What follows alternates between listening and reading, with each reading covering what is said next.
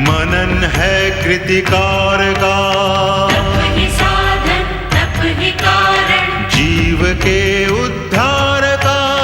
व्रत है तृप्ति व्रत है निष्ठा, दर्श है ओंकार का, दर्श है ओंकार का।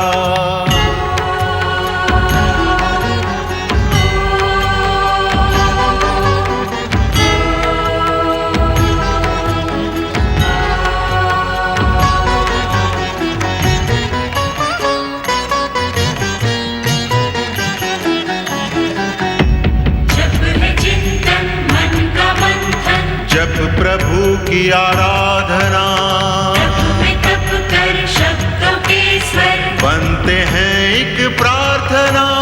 व्रत का नियम दे के संयम, पूर्ण करता कामना, पूर्ण करता कामना।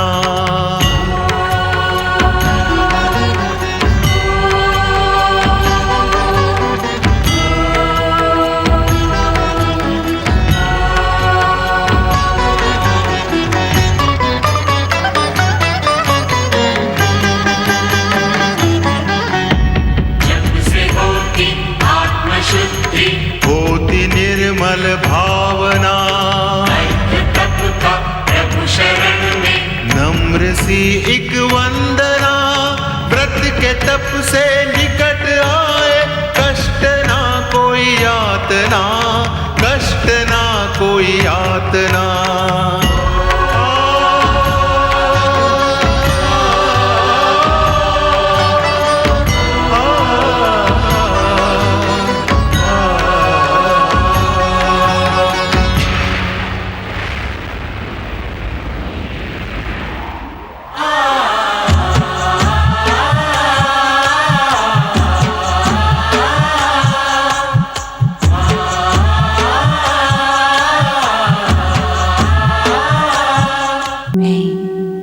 श्रद्धा हूँ, हर सत्कर्मी के हृदय में उठती सत्कर्म की आभा मैं ही तो हूँ।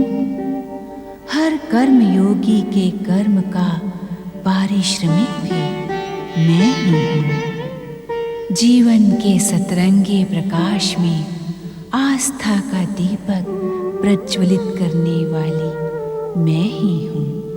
मैं श्रद्धा हूँ। जगदीश्वर श्री हरि स्वयं वन भवन में प्रकट होकर देवी सुनीति के पुत्र का नाम ध्रुव रखते हैं। उधर सुनीति के पश्चात माँ बनी सुरुचि सुनीति के पुत्र जन्म की सूचना सुनकर स्तब्ध रह जाती है। कंपिला की प्रजा में सच्चे युवराज को लेकर गंभीर चर्चा प्रारंभ हो जाती है। महामंत्री का संदेश सुनकर महाराज उत्तानपाद अपनी विवशता पर स्तब्ध रह जाती हैं। सुरुचि अपने पुत्र का नाम उत्तम रखते हुए उत्तम को कंपिला का उत्तराधिकारी मानने के लिए उत्तानपाद को विवश कर देती है। सुखिया माई का प्रश्न सुनकर सुखिया माई की बात को अन्यथा न ले देवर्षि। वो भावना के प्रवाह में बहकर न जाने क्या क्या कह गई, उसे क्षमा कर दे देवर्षि। नारायण नारायण। महारानी सुनीति, सुखिया माई ने जो भी कहा वो सत्य है। अर्थात? महारानी सुनीति, जगदीश्वर भगवान विष्णु की रहस्यमय लीलाओं का रहस्य समझना साधारण मनुष्य तो क्या, मेरे पिता और सृष्टि के रचयिता ब्रह्मदेव के लिए भी असंभव है। नारायण नारायण। मुझे तो ऐसा प्रतीत होता है कि दया के सागर भगवान विष्णु आपकी और आपके पुत्र के धैर्य की परीक्षा लेने के इच्छुक हैं। कैसी परीक्षा देवर्षि? महारानी सुनीति, महाराज उत्तानपाद के दूसरे विवाह के पश्चात आप परीक्षा ही तो दे रही हैं। जिस प्रकार आज तक आप भगवान की हर परीक्षा में सफल हुई हैं, उसी प्रकार अपने समस्त दुख सुख भगवान के श्री चरणों में समर्पित कर दें। मन में धैर्य रखें, आप अवश्य सफल होंगी। देवर्षि, भगवान के श्री चरण ही सुनीति और उसके पुत्र ध्रुव के एकमात्र आश्रय है। किंतु आप किन परीक्षाओं की ओर संकेत कर रहे हैं, ये मैं समझ न सकी। नारायण नारायण, समझ तो मैं भी नहीं सका महारानी सुनीति, क्योंकि श्री भगवान की लीलाओं को समझना बिना उनकी कृपा के असंभव है। किंतु अब जब तक मैं आपके इस प्रश्न का उत्तर स्वयं भगवान के श्रीमुख से नहीं सुन लेता, तब तक मुझे शांति नहीं मिलेगी। आपका कल्याण हो महारानी सुनीति।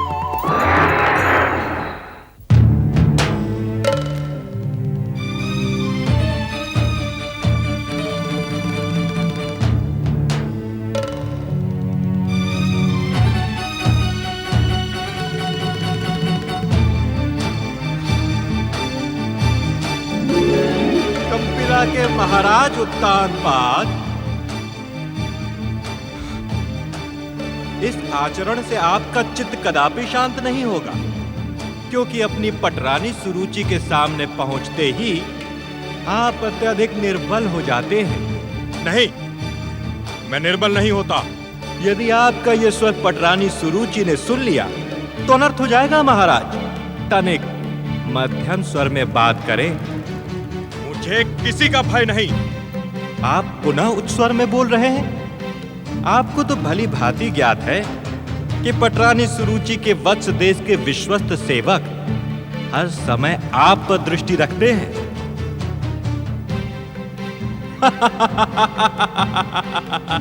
भयभीत न हो महाराज, इस समय यहां पर कोई नहीं है। होता तो संभवतः आप अपनी अंतरात्मा को पहचानना भी स्वीकार नहीं करते। क्या तुम मेरा अपमान करने के लिए उपस्थित हुए हो? अपने जिस अपमान के विष को मैं आपके दूसरे विवाह के पश्चात से सह रहा हूं, उसका अनुमान है आपको? उसके सन्मुख तो यह अपमान कुछ भी नहीं है। क्या कहने के इच्छुक हो तुम? मात्र इतना ही कि मनु पुत्र उत्तानपाद, अपनी अंतरात्मा के स्वर को पहचानो, अपने सम्मान की रक्षा करो। पटरानी सुरुचि के सन्मुख एक कठपुतली बनकर उसके संकेतों पर नृत्य न करो। ये पृथ्वी लोक आपके कुल के कार्यों पर गर्व करता है।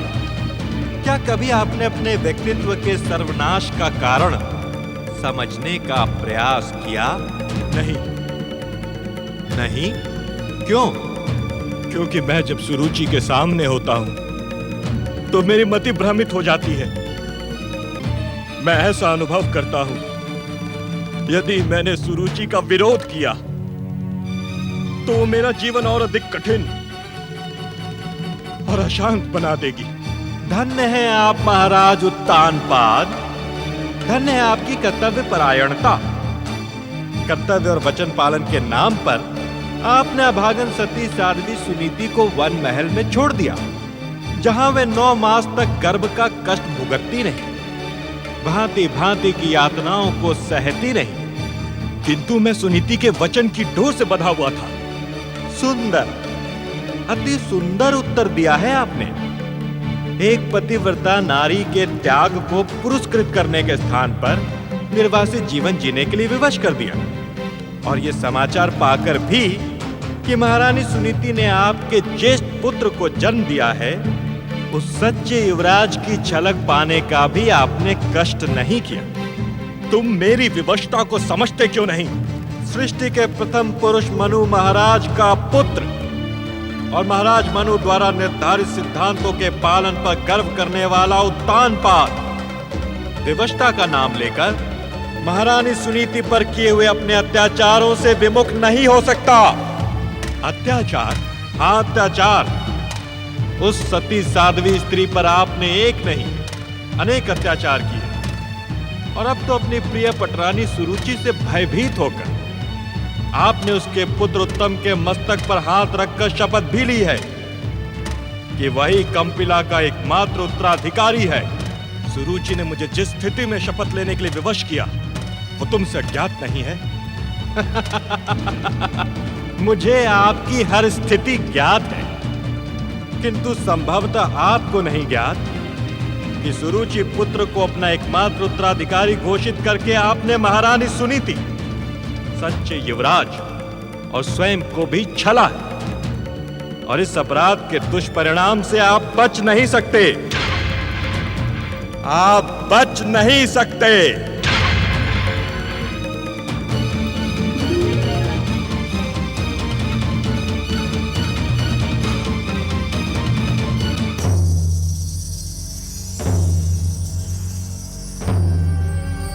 महारानी सुनीति, मैं बहुत अधिक लज्जित हूं। तुम्हारे ऊपर जो हमने अत्याचार किए हैं उनके कारण मैं स्वयं की दृष्टि में अपराधी सिद्ध हो गया हूं। क्षमा याचना मेरे अपराधों का दंड नहीं है, अपितु मैं स्वयं तुम्हारे सन्मुख उपस्थित होकर अपने पापों का प्रायश्चित करूंगा। मैं अपने पुत्र के प्रति अपना उत्तरदायित्व अवश्य निभाऊंगा। मैं शीघ्र तुम्हारे सन्मुख उपस्थित होऊंगा महारानी सुनीति।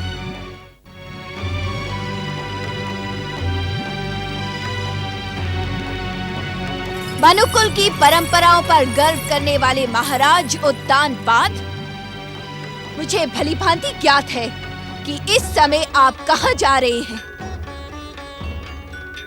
स्तब्ध होने की आवश्यकता नहीं है महाराज। आज इस बात का निर्णय हो जाए कि मनुवंशी असत्यवचनी, स्वार्थी और अवसरवादी है। सुरुचि, उत्तेजित होने की आवश्यकता नहीं है महाराज उत्तानपाद। अवसर का लाभ उठाने के लिए आपने मुझसे विवाह किया। कंपिला के स्वार्थ के लिए आपने मेरी हर इच्छा का सम्मान किया और मुझे संतुष्ट करने के लिए आपने असत्य शपथ ली। तुम्हारे हर आरोप का उत्तर मैं दे सकता हूँ। ये भी मनुवंशीय महाराज उत्तानपाद का असत्य वचन है। तुम स्वयं भी तो मनुवंशी हो। मेरे पिता महाराज मनु इस पृथ्वी के प्रथम पुरुष थे। इसी कारण हम सब मनुष्य मनुवंशी कहलाते हैं। मेरे लिए मनुष्य होना गर्व का विषय है, किंतु मैं मनुवंशी नहीं। मैं वत्स देश की वत्सवंशी हूँ। पटरानी सुरुचि, क्या कहने के इच्छुक हो तुम? ये भी आपको भलीभांति ज्ञात है। अपने वचन का पालन करें। उस अभागन सुनीति का मुख ना देखें। ये मेरी और कंपिला के युवराज उत्तम की सौगंध है और कोई इच्छा नहीं है मेरी। पटरानी सुरुचि, मैंने शपथ लेकर तुम्हारे पुत्र उत्तम को कंपिला के समस्त अधिकार प्रदान कर दिए। अब सुनीति और उसके पुत्र के प्रति भी तो मेरा कुछ कर्तव्य है। किस कर्तव्य की दुहाई दे रहे हैं आप? सुनीति मेरी प्रथम पत्नी है। है नहीं महाराज, थी। मेरे विवाह के पूर्व सुनीति ने अपने समस्त अधिकारों का त्याग कर दिया था। मुझे ज्ञात है, मेरे जीवन से खिलवाड़ करने वाली सुनीति ने भी एक पुत्र को जन्म दिया है। मुझे भली भांति ज्ञात है, मेरे जीवन से खिलवाड़ करने वाली सुनीति के पुत्र को आप युवराज उत्तम के समस्त अधिकार प्रदान करने के इच्छुक हैं। परंतु मैं ऐसा कदापि नहीं होने दूंगी, कदापि नहीं होने दूंगी। तुम अपनी कल्पना का ताना बाना बुनकर व्यर्थ ही उद्विग्न हो रही हो पटरानी। तो व्यर्थ समझ ले। यदि आपने मेरी उपेक्षा करके अभागन सुनीति से मिलने का प्रयास किया तो मैं शपथ लेती हूँ कि मैं आत्महत्या कर लूंगी। नहीं, आप मेरे स्वभाव से भली भांति परिचित है महाराज। मेरी आत्महत्या का आरोप आप पर लगेगा और मनुकुल संसार जो अपनी नारी सम्मान के कारण स्वयं पर गर्व करता है वह खंडित हो जाएगा। हाँ।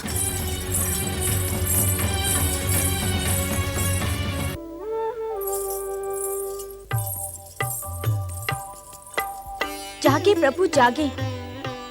अपने परम भक्त उत्तानपाद और अपने परम प्रिय भक्त ध्रुव की माता सुनीति की दुर्दशा देखें।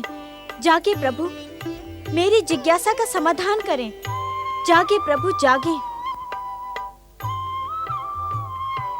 ये आपकी कैसी लीला है जगदीश्वर?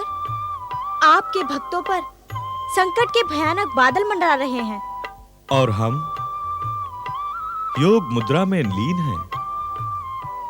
महादेवी, आपके कथन का यह अर्थ हुआ कि आप हमें उत्तानपाद, ध्रुव और सुनीति की दुर्दशा का दोषी समझती हैं? नहीं नहीं प्रभु, यदि जगत पालक जगदीश्वर दोषी होंगे तो इस संसार में निर्दोष कौन होगा? किंतु अपनी बात निसंकोच कहें महादेवी।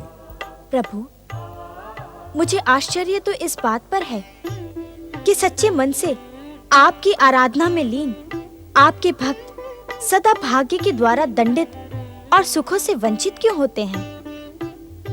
कुछ तो कहे प्रभु, आप मौन क्यों हैं?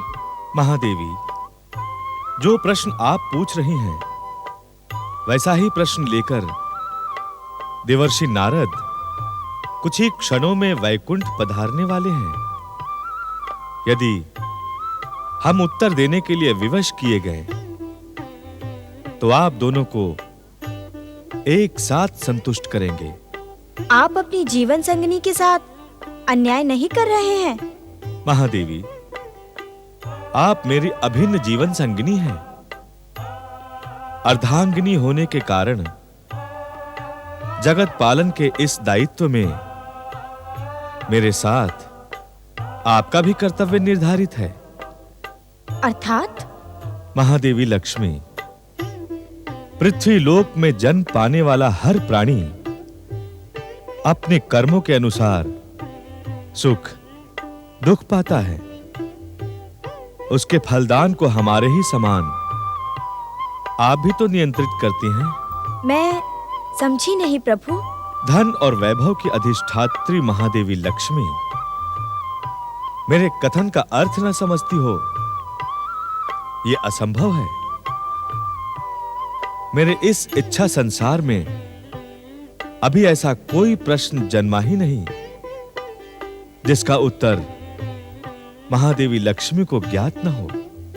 ज्ञात होने पर भी मुझे आपके श्रीमुख से किसी प्रश्न का उत्तर सुनने में अधिक आनंद आता है। महादेवी, आप स्वयं पाप और पुण्य के अनुसार प्राणी को धन और वैभव से संपन्न करती हैं। जो व्यक्ति दुष्कर्म करता है आप उससे रुष्ट होकर उसे दरिद्र बना देती हैं। जो सत्कर्म करता है वो आपकी कृपा पाकर संसार के समस्त सुखों का भोग करता है।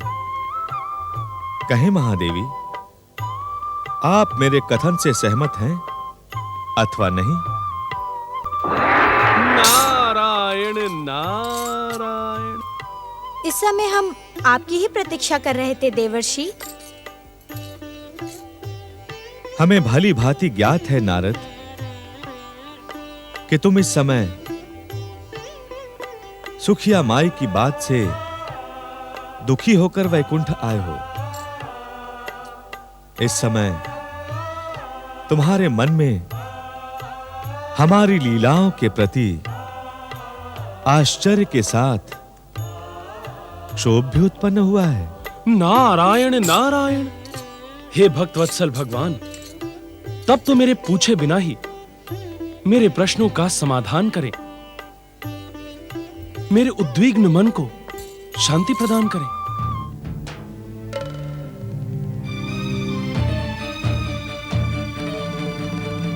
नारद, तुम्हारी ही भांति तुम्हारी माता लक्ष्मी भी हमारे उत्तर न देने के कारण उद्विग्न है। प्रायः हमारे भक्त भी हमारी शीघ्र कृपा ना मिलने पर उद्विग्न और दुखी हो जाते हैं। हम सत्य कह रहे हैं ना नारद? हाँ प्रभु, सत्य तो यही है। ये सत्य नहीं है नारद, सत्य का भ्रम है। अर्थात?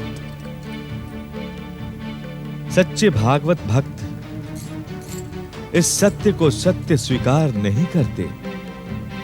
किंतु सत्य को असत्य माना भी कैसे जा सकता है? महादेवी लक्ष्मी, सच्ची भागवत भक्ति में लीन भक्त सुख और दुख में भेद नहीं करता। अर्थात प्रभु? नारद, इस संसार में सुखी कौन है? मैंने पहले ही कह दिया है स्वामी कि आपके श्रीमुख से रहस्यों के अर्थ सुनने का आनंद कुछ और ही है। महादेवी, इस संसार में सुखी एकमात्र वो है जो समभाव से अपना जीवन व्यतीत करता है। संभाव? अर्थात? परम भागवत भक्त नारद, महादेवी लक्ष्मी, संभाव का अर्थ है लाभ और अलाभ, सुख और दुख, जीवन और मरण, सम्मान और अपमान, प्रशंसा और निंदा जैसे 5 प्रमुख द्वंद्वों में एक समान द्वंद्वहीन रहने वाला प्राणी। जो भक्त हमारी भक्ति में लीन है, वे सुख और दुख दोनों को ही हमारी भक्ति का प्रसाद समझकर समभाव से स्वीकार कर लेते हैं। नारायण नारायण। किंतु प्रभु? महादेवी, समय का चक्र समान गति से सदा आगे बढ़ता रहता है। उसकी गति में सुख और दुख का कोई मूल्य नहीं है। जो भक्त इस गति के समान दुख और संकट के काल को हमारी परीक्षा समझकर स्वीकार कर लेते हैं, वे निश्चित ही सुखी होते हैं। इसी प्रकार सुख और समृद्धि काल में जो भक्त हमारी कृपा का प्रसाद समझकर और अधिक श्रद्धावान, शांत और निश्चल हो जाता है, वही हमारा परम भक्त कहलाता है।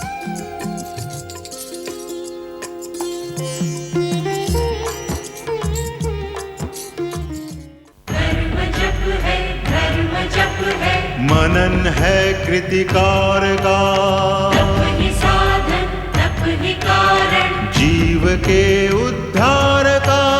व्रत है तृप्ति, व्रत है निष्ठा, दर्श है ओंकार का, दर्श है ओंकार का।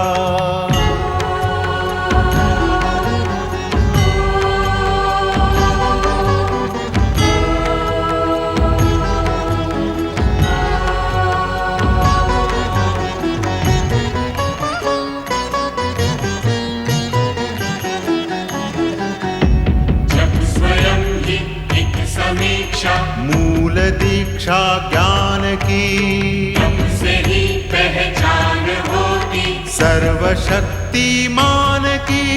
व्रत ही देता हर एक जन को सच्ची शिक्षा ध्यान की, सच्ची शिक्षा ध्यान की।